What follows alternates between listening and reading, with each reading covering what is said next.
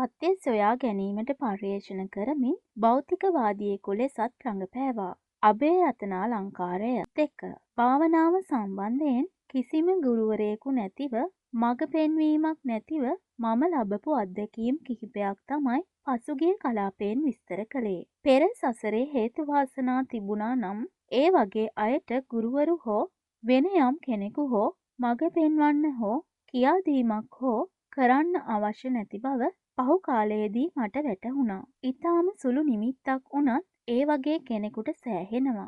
ඉතින් මේ දේවල් මම කාට කියන්නද? කාට හෝ කියලා මේකෙන් නැති වැඩක් තියෙයිද?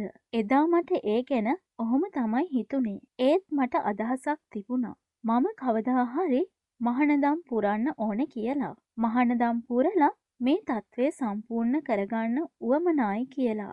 ඉතින් ඒ නිසා තමයි මම ඒ කාලේ ඉඳන්ම මහාන වෙන්න ඕනේ කියා ඉඳලා තියෙන්නේ. ඒ කුඩා කාලේ මම එහෙම කිව්වේ ඒ ගැන යමක් හරි හැටි දැනගෙන නෙවෙයි. ඒත් දැන් මම මේක කියන්නේ මේ தત્ත්වය ගැන හොඳින්ම දැනගෙන. එතකොට මම පාසලේ 8 වෙනි පන්තියේ විතර ඇති.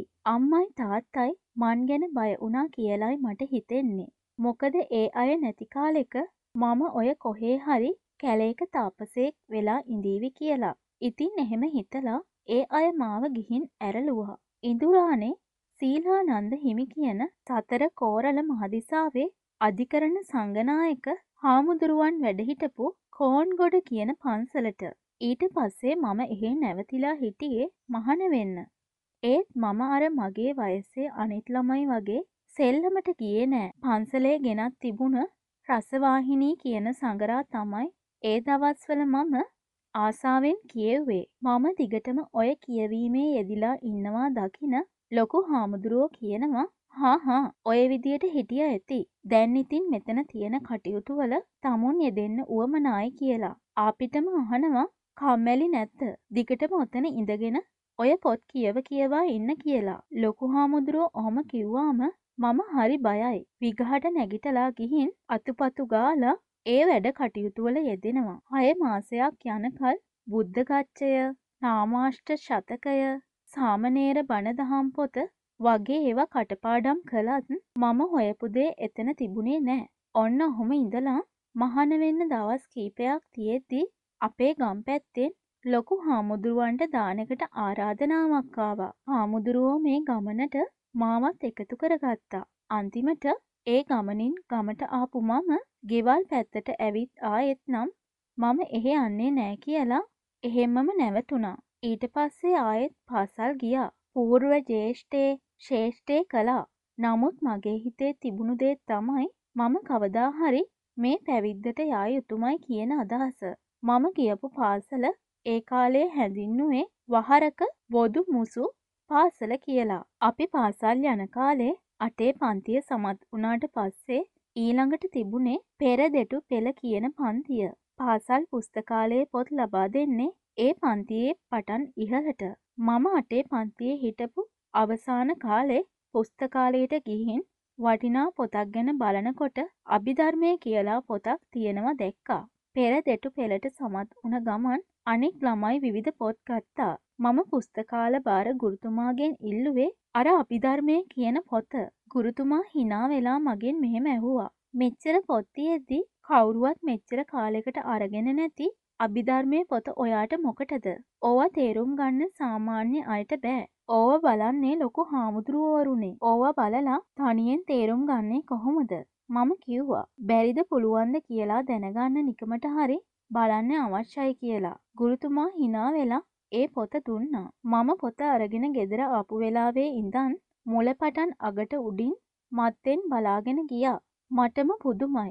හිත ගැන, හිතේ හටගන්න චෛතසික ගැන, රූප ගැන වෙන්වෙන්ව ඒකේ විස්තර කරලා තිබුණා. බොහෝ කාලයකට පෙර අධ්‍යයනය කරලා තිබිච්ච දෙයක් නැවත සිහි වෙනවා වගේ සිත් 89කුත් විස්තර වශයෙන් 121කුත් ඒ සිත්වල යෙදෙන චෛතසික 52කුත් රූප කොටස් 28කුත් පිළිබඳව තිබිච්ච විග්‍රහය ඉතා හොඳට තේරුම් ගන්න පුළුවන් වුණා. සති දෙකකින් නැවත අත්සන් කරලා ඒ පොතම නැවතත් බලන්න අරගත්තා.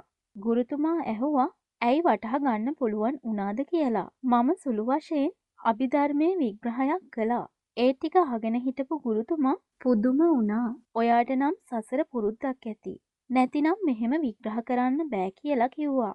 මේ විස්තර කියනකොට මම 5 පන්තියේ ඉන්න කාලේ සිද්ධ වෙච්ච තවත් සිද්ධියක් මතක් වෙනවා. දවසක් අපිට උගන්වන ගුරුවරු දෙන්නෙක්ගේ නොපැමිණීම නිසා පැය 2ක විතර කාලයක් ළමයි නිදහසේ Tamanට අවශ්‍ය විදියට විවිධාකාර අල්ලාප සල්ලාපවල යෙදී සිටියා. ඒ අවස්ථාවෙන් ප්‍රයෝජන ගත්ත මම බුද්ධ චරිතයේ එන ඉපදීම, බුදුවීම, පිරිනිවන් පෑම කියන කරුණු කාරණා අඩංගු කුඩා පොතක් මුලපටන් බලන්න ගත්තා. ඒ අවස්ථාවේ මට මම ඉන්නේ පාසලේද කියලාවත් වැටහෙන්නේ නැතිව ගියා. දන්නේම නැතිව පැය 2ක්ම ගෙවිලා ගියා. නමුත් මට පැය කාලක් ගියාද කියලාවත් වැටහුණේ නෑ. මම ඒ වෙලාවේ කියවමින් හිටියේ බුදු පියාණන් වහන්සේගේ පිරිනිවන් පෑම ගැන තියෙන කොටස. මගේ ඇස්වලින් කඳුළු බින්දු කම්මුල් දිගේ හූරාගෙන හැලෙනවා. පන්තිභාර ගුරුතුමා පන්තියට ඇවිත් තියෙන්නේ ඒ වෙලාවේ. එදා තිබුණ සිරිත තමයි ඔක්කොම ළමයි නැගිටලා ආයිබෝන් කියලා ගුරුතුමාට ආචාර කරන එක. ආයිබෝවන් කියන එකට තමයි ළමයි එහෙම කියන්නේ. හැබැයි ඒ සිදුවෙච්ච කිසිම දෙයක් මට මතක නෑ. හිටි ගමන් මගේ ඔළුවට මොකක්දෝ ටක් ගාලා වැදෙනවා දැනුණා. මම එක පාරටම ගැස්සිලා ඉස්සරහ බැලුවා. ළමයි ඔක්කොම මට hina වෙනවා. ගුරුතුමා මට හුණු කැට කෑල්ලකින් තමයි ගහලා තිබුණේ. දැන් මගේ ඇස්වල කඳුළු පිරීලා කම්මුල් දිගේ තවම ගලනවා. ගුරුතුමා මගෙන් ඇහුවා ඇයි අඬන්නේ කියලා. මට හරියට ලැජ්ජ හිතුණා. මෙහාට ගේනවා ඔය බලපු පොත කියලා ගුරුතුමා කියනකොටම මම පෙරලලා තිබිච්ච පිටුවත් එක්කම පොත ගුරුතුමාට දුන්නා. වෙන දවසක නම් නොසලකිලිමත්කමට දඬුවමක් විදියට කෝටු පාරවල් 2ක් හම්බෙනවා. ඒත් ගුරුතුමා මගේ මූණ දිහාත් පොත දිහාත් දෙතුන් පාරක් බලලා ගිහින් වාඩි වෙන්න කිව්වා. ඊට පස්සේ වරදකටවත් ගහපු දවසක් මතක නෑ. ඊට පෙර තවත් දවසක ගණන් හදාගෙන ආපු නැති වරදකට අහු වුණා. එදා ළමයි කෑ ගහලා ගුරුතුමාට කිව්වා මහත්තයා ඔයාට නම් ගහලා අඬවන්න බෑ කියලා. අද මම අඬවන්නම් කියලා අඩිකෝදු දාරෙන් අල්ලට 5ක් 6ක් විතර ගැහුවා. අල්ල රතු වෙලා පුපුරන ගානට ආවා. පිටි අල්ල හරවලා තවත් 2ක් ගැහුවා. ඒ වේදනාව නම් හුඟක් දැනුණා. ඒත් අඬවන්න බැරි වුණා. යනවා ගිහින් වාඩි වෙනවා කියලා ගුරුතුමා සැරකලා. මම රතු වෙච්ච අල්ල දිහා බලාගෙන ගිහින් වාඩි වුණා. ළමයි බය වෙලා වගේ නිහඬ වුණා.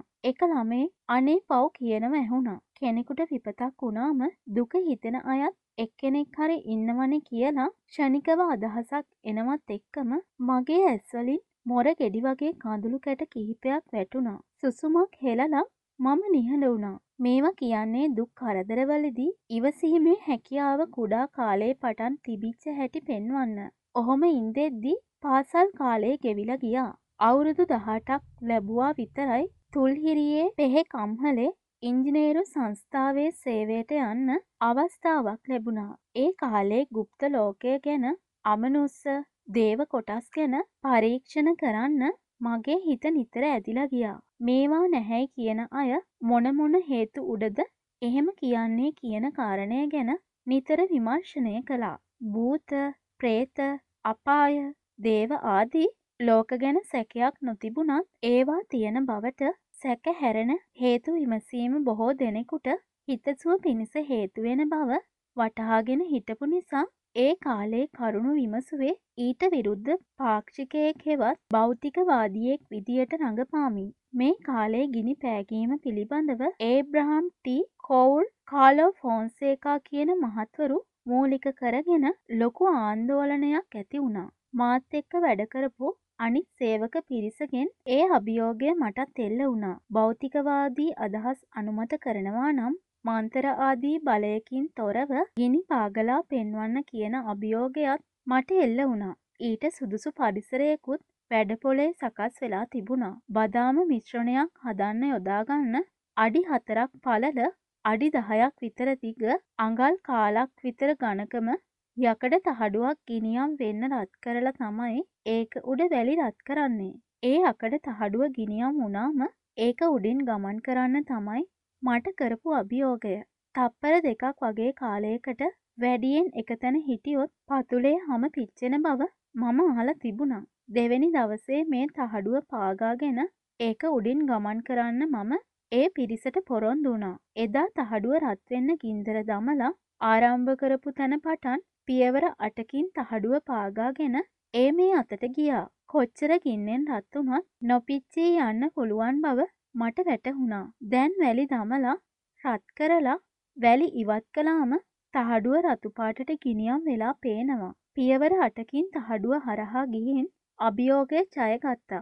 මේකට කිසිම මන්තර බලයක් අනවශ්‍ය බව කරුණු සහිතව කිව්වත් තවත් එක්කෙනෙක් හැර අනිත් අය ඒක උඩින් යන්න බය වුණා. මේක දැකපු ජර්මන් ජාතික නිලධාරීන් පිරිසක් ඡායාරූප ගන්න සැරසුණා. වැඩපොලේ ප්‍රධාන නිලධාරීතුමා ආර්.ඒ. මහත්තයා මේ කටයුත්ත දැකලා අපිට අවවාද කරලා මීට පස්සේ ඒ වගේ වැඩපොළ ඇතුලේ කරන්න එපා කියලා ඒක සේවයෙන් පහ කරන්න තරම් බලවත් වරද්දක් බව කියපු නිසා ඊට පස්සේ ඒ වගේ දේවල් කළේ නෑ. මේ කරුණු මේ විදියට කියන්නේ විමසුම් නුවණින් යථා තත්ත්වේ නොදැන යමක් පිළිගන්න මම සූදානම් උනේ නෑ කියන කාරණය පෙන්වන්න. දෙවියන් පිළිබඳව ධර්මානුකූල කරුණු ගැන අවිශ්වාසයක් නොතිබුණත් යමක් ලෝකයාට කිව යුත්තේ හේතු සාධක අත්දැකීම් සහිතව නිසා ඒ කරුණු හොයාගන්න මම වෙනී හිටියේ භෞතිකවාදී අදහස් තියෙන කෙනෙක් විදියට.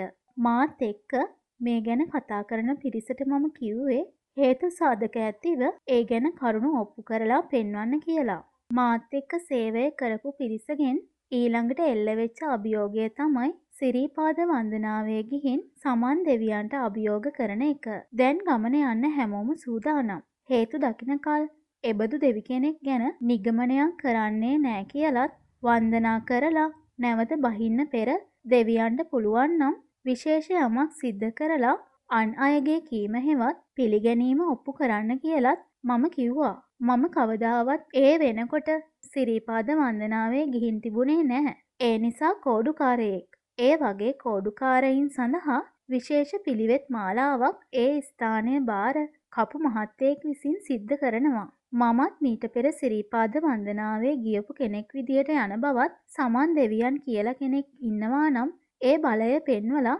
ඔප්පු කරන්න කියලත් මම අපේ පිරිසට කිව්වා. ඒ ප්‍රකාශය සමනල සිරිපා මදින්න ආරම්භ කරන කඳු පාමුලදීත් කියලා ගමන ආරම්භ කළා. අනෙක් පිරිස මාත් එක්ක යන්න බය වෙලා මාව තනි කරලා වෙන් වුණා. මමත් hina වෙවි සිරිපාද කන්ද මුදුනටම ගියා. එතනදී පිරිස නැවතත් හමු වුණා. මෙතෙක් වේලාවක් නම් මට කිසිම බාධකයක් හෝ විශේෂයක් හෝ අත්දකින්න ලැබුණේ නැති බවත් වහින අතරවත් එබන්දක් පෙන්වන්න සමන් දෙවියන්ට අභියෝග කරන බවත් පිරිස ඉදිරියේම මම කිව්වා. තව දුරටත් බය වෙච්ච පිරිස මම වහින්නත් පෙර ආතුවම බැහැලා ගියා. මට කිසි ගාණක් හෝ වෙහසක් නැහැ. නමුත් ටික දුරක් බැහැගෙන යනකොට බඩ බුරුල් වෙලා වේදනා සහගත කැක්කුමකුත් වැසිකිලි යාමේ විශේෂ අවශ්‍යතාවයකුත් මතුවුණා. ඒක එච්චර ගණන් ගත්තේ නැති මම පාරේ පැත්තක වැසිකිලියක් තියෙනව දැකලා ඉක්මනින්ම ඒකට ගියා. හොදගන්න වතුර බාල්දියකුත් පිරීලා තිබුණා.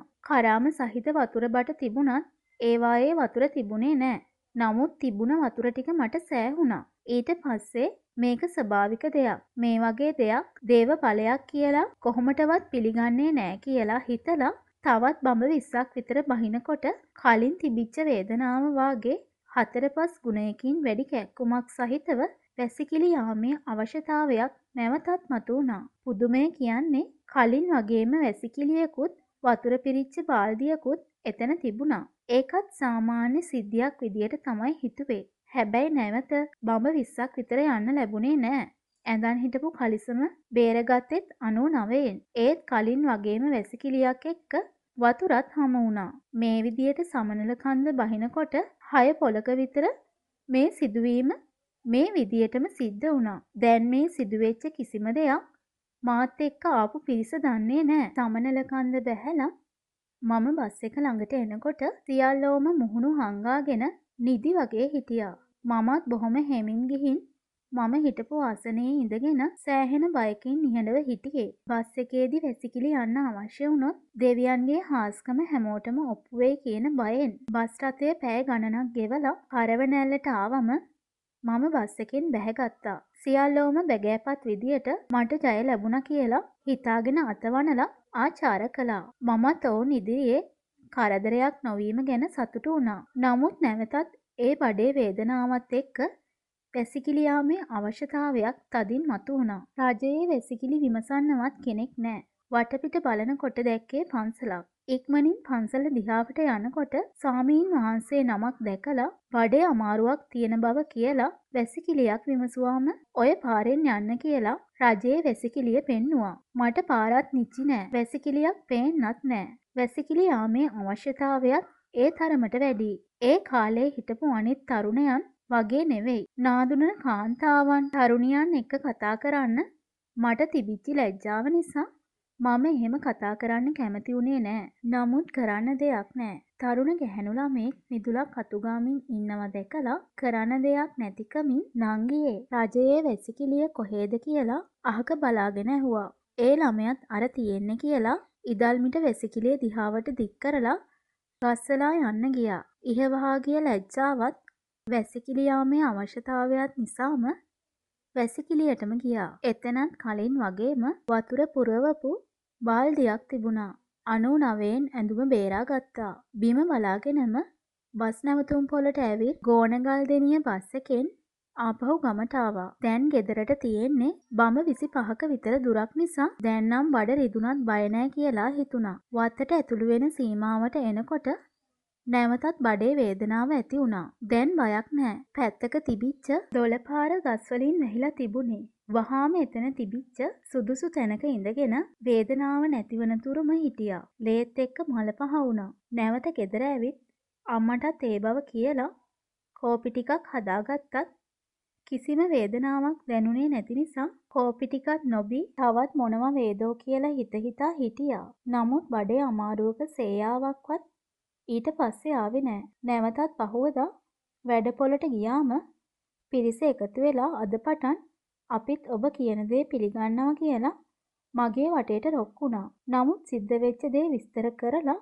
ඒ පිරිසට කිව්වත් මම ඒ අයට කොලොප්පමක් කරනවයි කියලා හිතලා ඒ අය ඒ කතාව පිළිගත්තේ නෑ. නමුත් අවංකවම සත්‍ය හෙළි කරලා දෙවියන් පිළිබඳව සහතිකයක් දෙන්න තරම් වැදගත් නිසා මට සිද්ධ වෙච්ච අත්දැකීම ඒ අයට කිව්වේ මම අපහසුතාවයකට හෝ අපහාසයකට හෝ පත්වෙන්න ඉඩ නොදීම ගැන සමන් දෙවියන්ට ස්තුති කරමි. මේ වගේ දේවල් කියන්නේ මේ গুপ্ত ස්වභාවයන් ලෝකයේ තියෙන බව තේරුම් අරගෙන භෞතික නිගමනවලට එකවරම නොබහින්න කරුණු පෙන්වන්න.